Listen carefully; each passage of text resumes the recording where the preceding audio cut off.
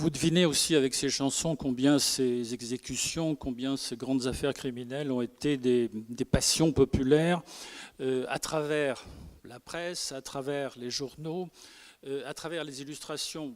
Simplement deux exemples, l'affaire Trautmann sous le Second Empire, que vous retrouvez aussi à nouveau sous toutes les formes d'illustration que l'on retrouvait à l'époque, les imageries d'Épinal, la photographie ou les dessins pour les grands journaux, et évidemment, inévitablement, un certain nombre de complaintes sur le crime commis par cet assassin, en l'occurrence celui d'une famille entière.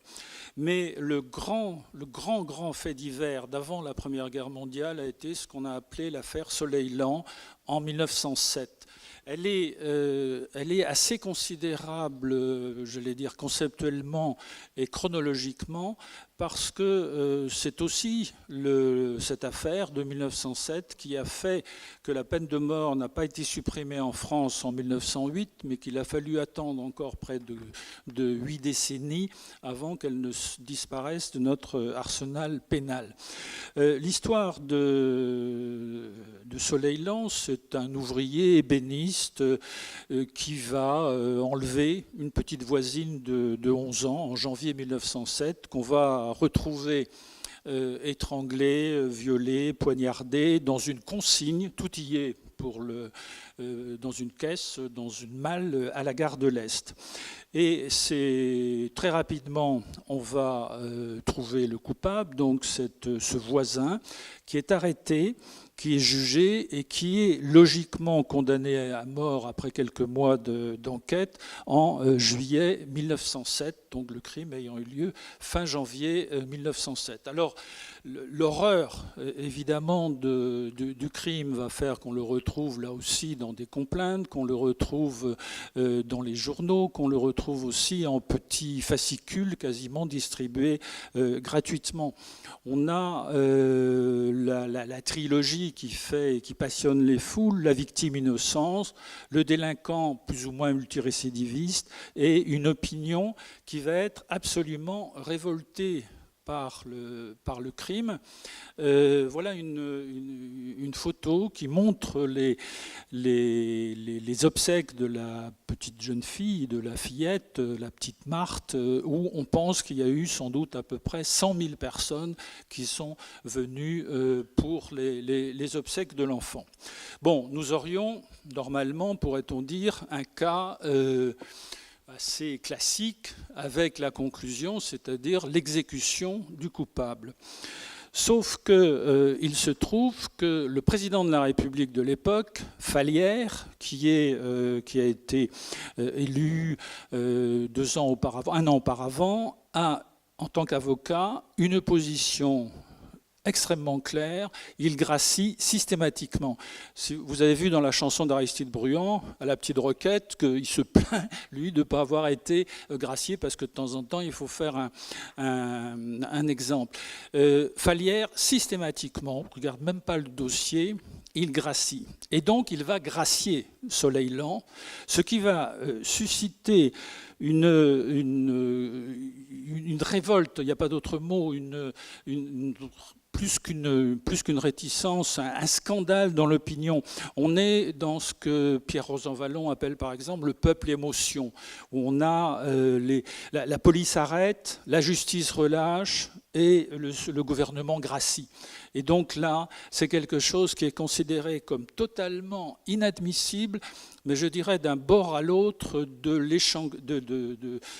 l'échiquier politique de la France de l'époque.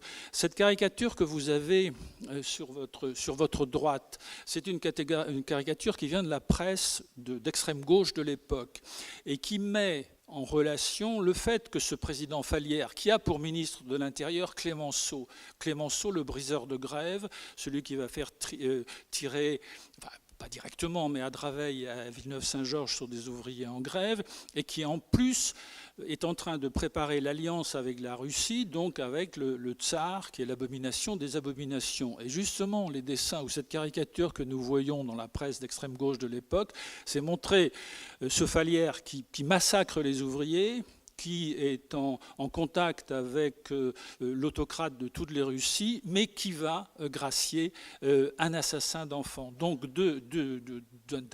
d'un bout à l'autre de l'échiquier politique, on a des manifestations, vous le voyez dans ce quotidien ici, qui dénoncent la grâce donnée par le président de la République. Et c'est le moment où justement se préparait à l'Assemblée, excusez-moi, je voulais retrouver les chiffres, se prépare à l'Assemblée un vote sur la suppression de la peine de mort. Et évidemment, dans le contexte de l'époque, la loi qui se préparait depuis longtemps, par exemple, un an avant le crime de Soleil-Lent, en 1906, la commission du budget de l'Assemblée nationale, de la Chambre des députés, pardon, avait supprimé le budget consacré au voyage de la guillotine et à tout ce qui pouvait être lié à son fonctionnement. Vous savez que le budget se prépare dans tous les détails, y compris dans celui-là. Et donc la somme, en 1906, qui devait être dédiée, et c'était Fallières qui l'avait demandé, au fonctionnement de la guillotine, n'est pas attribuée. Ce qui fait qu'il n'y a pas d'exécution en 1906. Et donc, en 1907, logiquement, ultime étape, c'est la Chambre des députés qui devait voter. Mais vu le contexte de cette affaire, l'année suivante, en 1908, Aristide Briand va soumettre aux députés un projet de loi visant à abolir la peine de mort.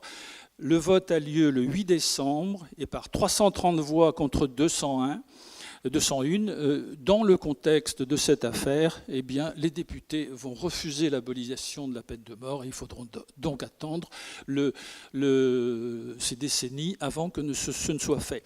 Et ces manifestations vont faire qu'il y aura même une agression, même si le motif n'est pas tout à fait celui-là, contre Fallières, après qu'il ait accordé sa grâce à Soleil-Lent. Fallières avait l'habitude de quitter l'Élysée, de faire des balades à pied, y compris autour de l'Arc de Triomphe. Vous remarquerez du reste ce grand changement par rapport à des époques contemporaines où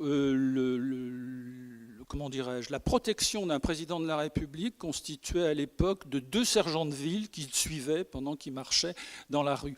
Et là, il est agressé par un ouvrier imprimeur, je crois, enfin pour d'autres motifs, mais également celui-là d'avoir accordé sa grâce à Soleil-Lent.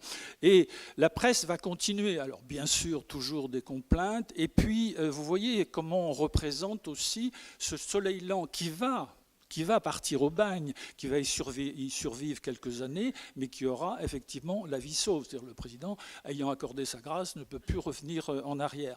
Mais pendant des mois, voire encore 2 ou 3 ans, eh bien, la presse va revenir, y compris avec des dessins, vous voyez, éventuellement un petit peu douteux, comme ce journal amusant, enfin le journal amusant, qui représente Soleil-Lent au bagne, où on voit là quelqu'un qui lui offre une petite poupée pour qu'il puisse s'amuser dans ce bagne qui représente pour lui, comme on le voit encore ici, alors là c'est à nouveau le petit journal, c'est à nouveau 1 million d'exemplaires, et on vous montre le personnage au centre, on voit ce qu'il aurait dû subir, c'est-à-dire l'échafaud derrière, et en fait ce qu'il vit en Guyane, sous un climat favorable, tropical, avec sa chaise longue. Donc j'insiste sur ce fait divers parce que il s'inscrit aussi à un moment où, parallèlement, pour une partie de l'opinion publique ayant un sentiment d'insécurité, se déroule aussi ce qu'on a appelé les Apaches, enfin la peur, l'insécurité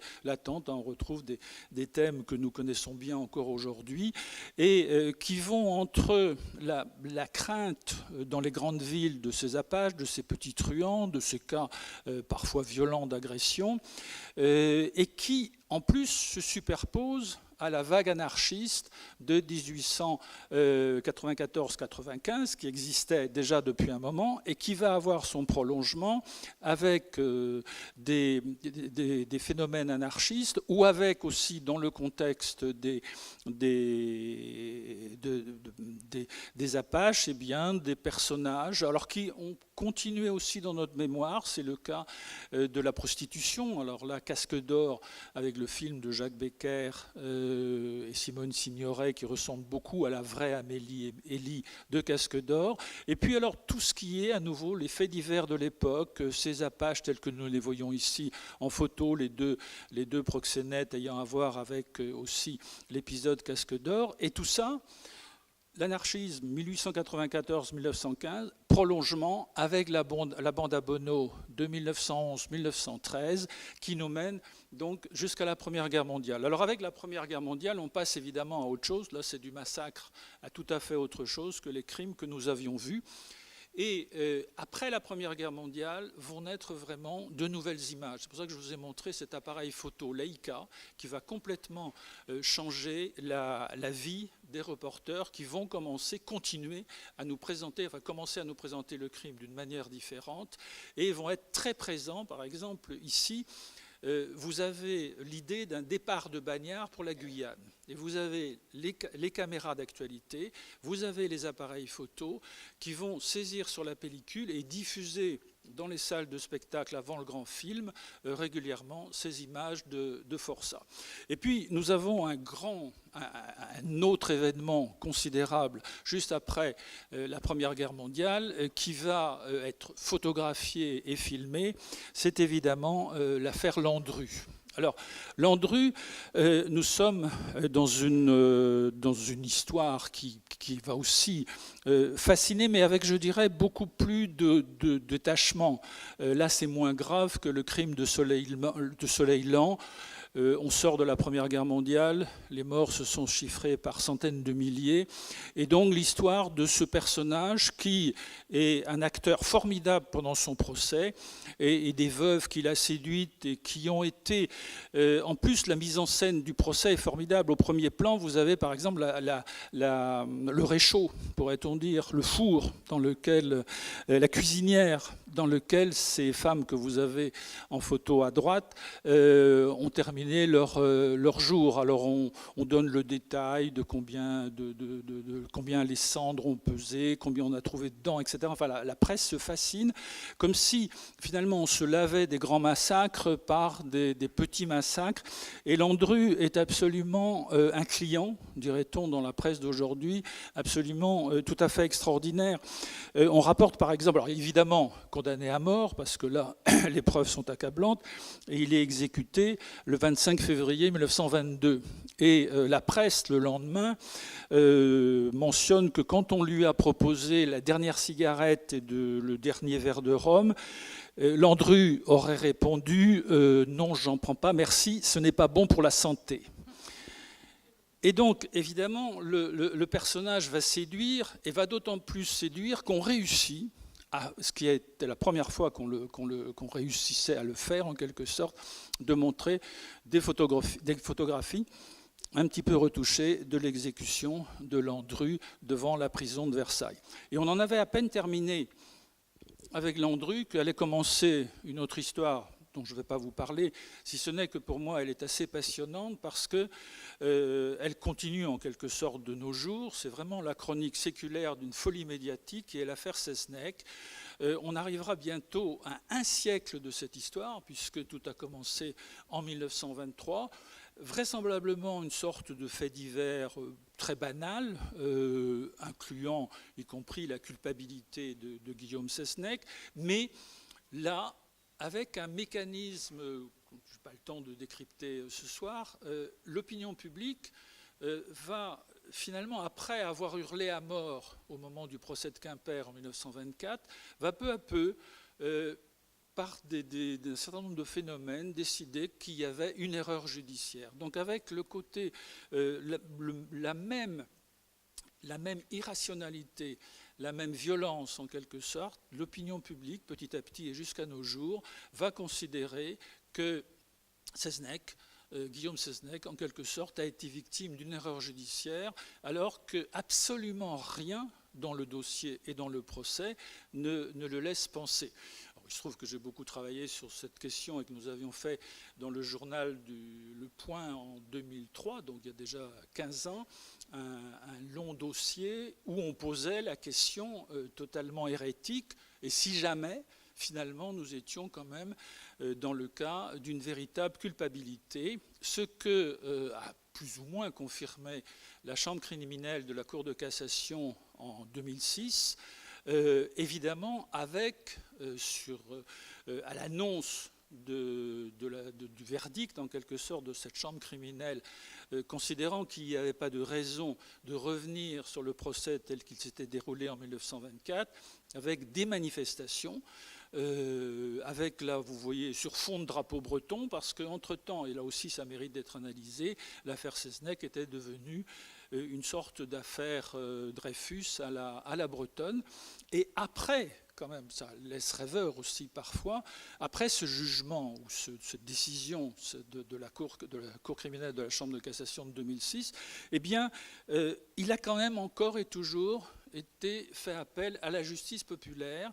Et là, c'est le moment où Robert Hossein, au Théâtre de Paris, va mettre en scène deux grandes affaires, l'affaire Seznec et l'affaire Dominici, où il est demandé au public de voter pour ou contre la culpabilité, qui finalement peut nous paraître relativement anecdotique, mais un tout petit peu avec un frisson dans le dos. Alors ce sont des histoires anciennes, on s'en fiche un peu, mais cette manière d'appeler le peuple, la justice populaire, entre guillemets, à la rescousse pour des affaires anciennes, a quelque chose d'un tout petit peu inquiétant. Bon, j'avance un peu pour montrer aussi quelque chose aussi d'inquiétant, qui est la dernière exécution publique qui a eu lieu en France en 1939. C'est un condamné qui était allemand, d'origine allemande, qui s'appelait Weidmann, vous avez son nom, qui avait, dans le contexte de l'exposition universelle de Paris de 1937, qui avait, avec des complices, assassiné une demi-douzaine de touristes ou de visiteurs de Paris qui étaient venus à cette occasion. Il est donc condamné à mort et puis exécuté devant la prison de Versailles. Or, une exécution, comme vous le savez, autrefois, avait toujours lieu en public, mais avait lieu aux premières heures de l'aube, au premier temps de l'aube, vers 5h30, vraiment à l'aube, comme on le dit dans la chanson de Bruant. Or, pour une histoire, là, d'heure ancienne en quelque sorte, et de nouvelle heure, eh bien, nous sommes en juin 1939, et l'exécution a eu lieu en pleine lumière. D'où ces photos, d'où aussi des éléments de film. Et ça, ce serait une chose. Mais ce qui a été assez terrifiant, c'est qu'une partie de la foule que vous voyez là, après l'exécution, d'après tout ce qu'on peut lire, mais là, je n'ai pas lu de rapport de police le confirmant, mais enfin, en tout cas, c'était dans tous les journaux du lendemain, où la foule a débordé le cordon que vous avez là et s'est précipitée, en particulier des femmes, sur les traces de sang qui restaient sur le pavé pour tremper leurs mouchoirs, pour garder un souvenir de Weidmann, qui, très joli garçon, c'est comme les jolis garçons, l'assassin de papa, comme on a dans la parodie du Cid, eh bien, il avait reçu, tout comme Landru du reste, des centaines de demandes de mariage pendant qu'il était en prison. Cela porte un nom en termes de dérangement un petit peu psychiatrique, mais tout ça pour dire que le scandale avait été tel que c'est depuis cette époque, entre 1939 et jusque les années 1970, les exécutions ont eu lieu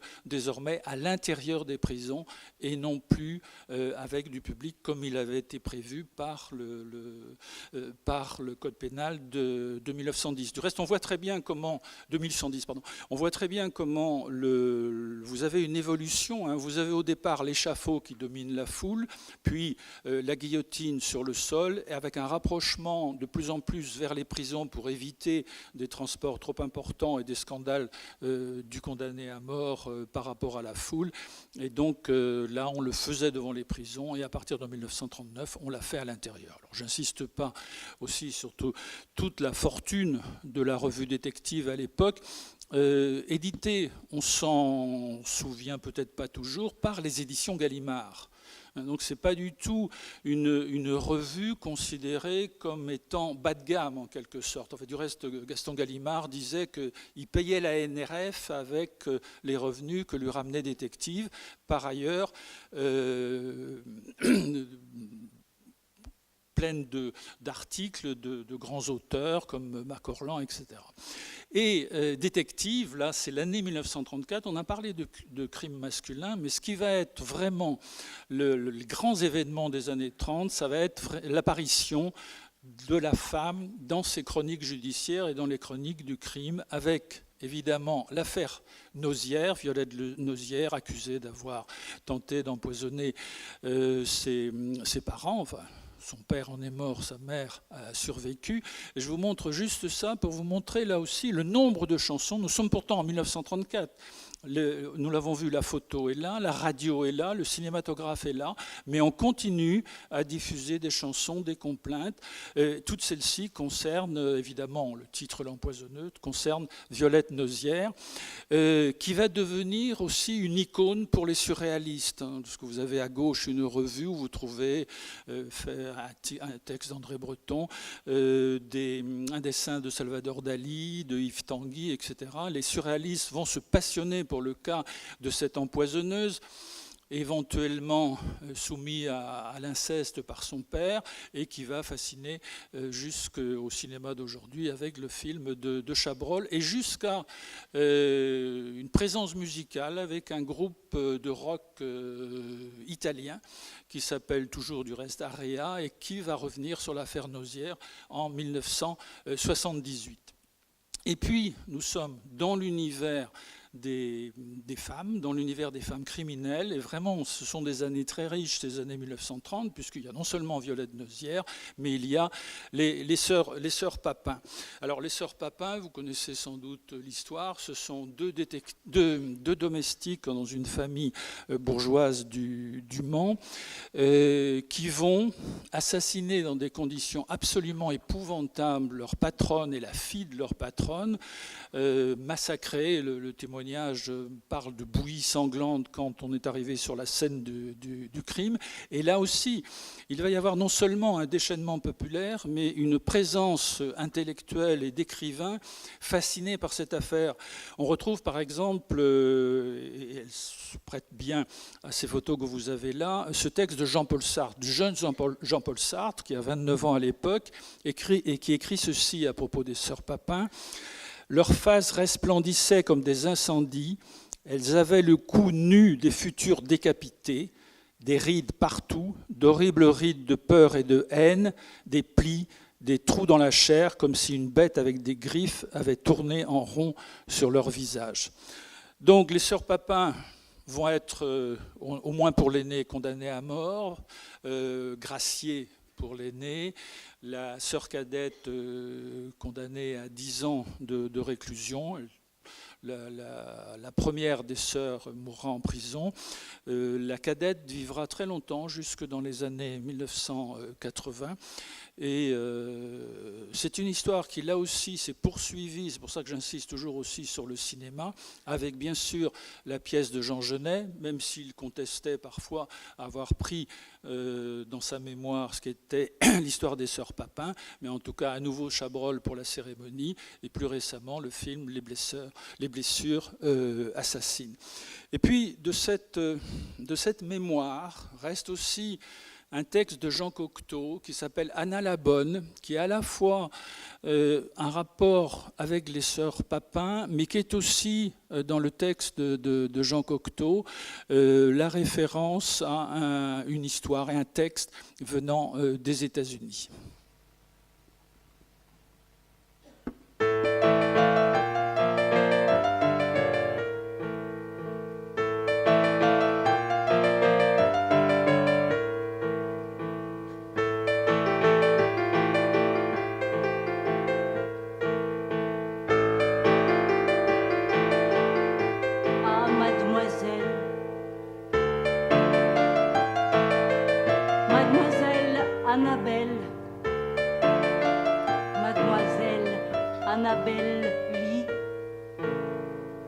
Depuis que vous êtes morte, vous avez encore embelli.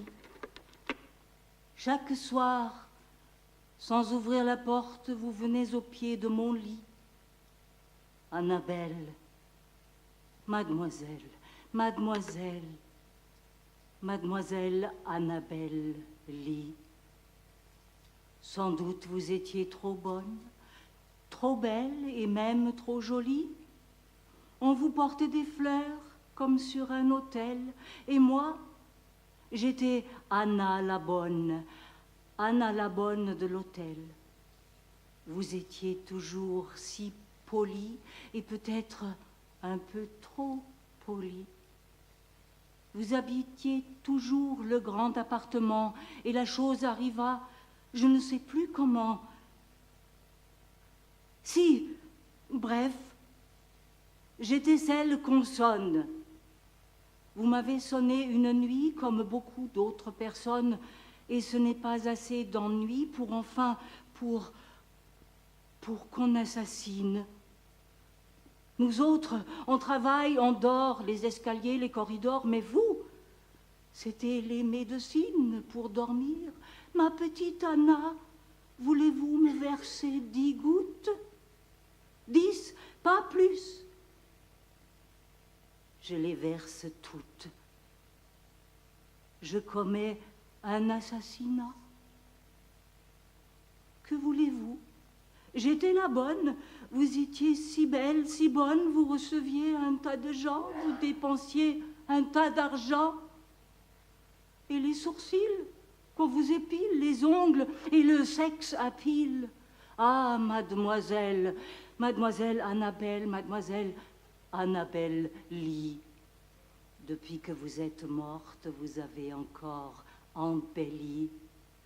Chaque soir, sans ouvrir la porte, vous veniez au pied de mon lit, mademoiselle, mademoiselle, mademoiselle Annabelle Lee. Vous croyez que l'homme soupçonne? La police, les médecins? Je suis Anna, celle qu'on sonne. On cherche ailleurs les assassins, mais vos princes, vos ducs, vos comtes, qui vous adoraient à genoux, plus rien de ces gens ne compte. Le ciel secret est entre nous. Vous pensez que je m'habitue? Jamais. Elle viendra demain. Vraiment, ce n'est pas soi qui tue. Le coupable, c'est notre main. 10 gouttes, Anna, mais 10 gouttes, et je les verse toutes, tout le flacon. Ah, cette histoire me dégoûte. Un jour, je finirai par sauter d'un balcon. Et cet enterrement, avez-vous une idée de ce qu'il coûte, au prix où revient l'orchidée? Elle devait partir sur son yacht pour Java. Java, la Java. On y va, on y va, la Java.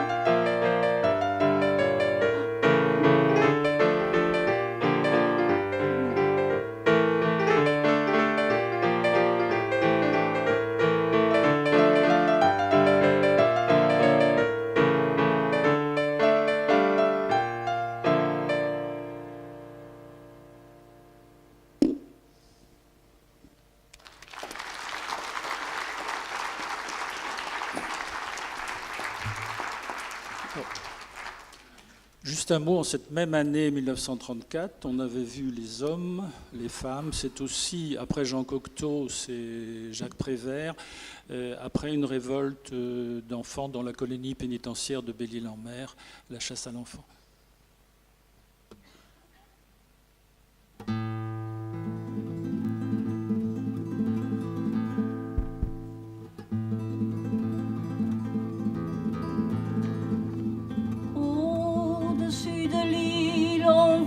Des oiseaux, tout autour de l'île, il y a de l'eau. Bandits, voyous, voleurs, chenapans, qu'est-ce que ces hurlements? C'est la meute des honnêtes gens qui fait la chasse à l'enfant. Il avait dit j'en ai assez de la maison de redressement, et les gardiens à coups de pied y avaient brisé les dents, et puis il l'avait laissé étendu sur le ciment. Bandit, voyou, voleur, chenapance, maintenant il s'est sauvé, et comme une bête traquée, il galope dans la nuit, et tous galopent après lui, les gendarmes, les touristes, les rentiers, les artistes. Bandit, voyou, voleur, chenapance, et la meute des honnêtes gens qui fait la chasse à l'enfant. Pour chasser l'enfant, pas besoin de permis, tous les braves gens s'y sont mis.